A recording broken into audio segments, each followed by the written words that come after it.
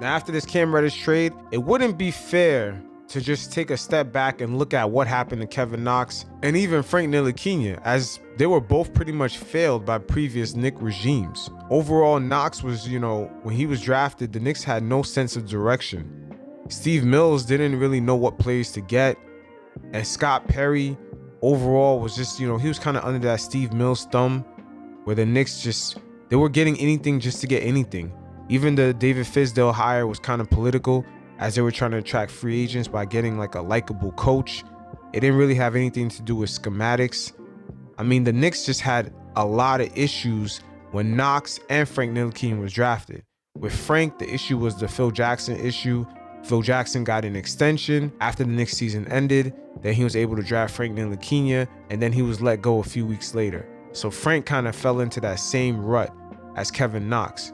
And these type of issues tend to stem from when you just draft the next best player available, instead of having identity and a system in which you could draft a player that fits right into it. You kind of get results like Frank Ntilikina and Kevin Knox.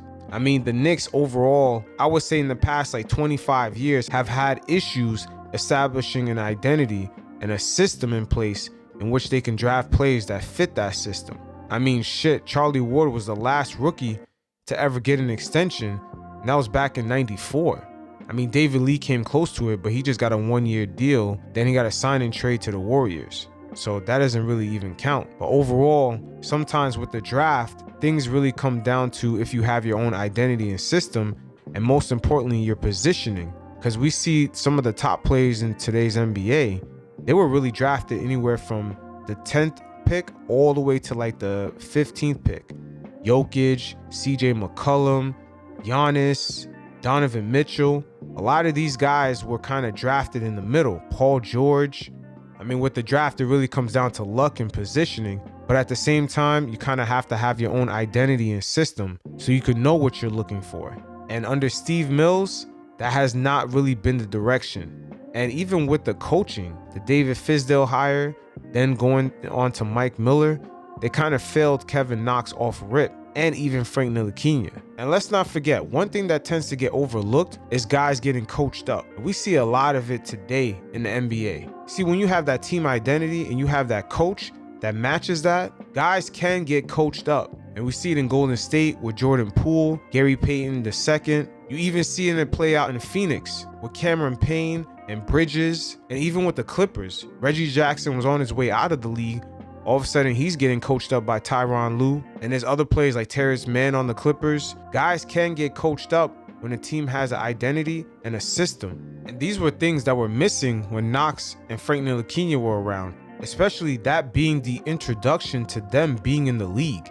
That's very important. For young players, when they come into the league, that first introduction, especially if there's not vets around, it's very crucial because they're trying to understand their place and what regiments work and what type of work ethic to have. So there's a lot of things the players, when they first arrive, it's important for certain things to be in place. And a lot of these things like team identity that match the front office and all the way down to the coaching staff, a lot of these things were missing in those years. So it's important that we take a step back and kind of look at why some of these guys didn't work out. It's not really all on them. As we came and try to figure out what the hell was the system that was in place, what was the team's identity when Knox and Frank Ntilikina were around. And hopefully, with their respective new teams, these guys can kind of find their way into the league and kind of, get into a stride in which they could have at least a 10 to 12 year career. So it is what it is.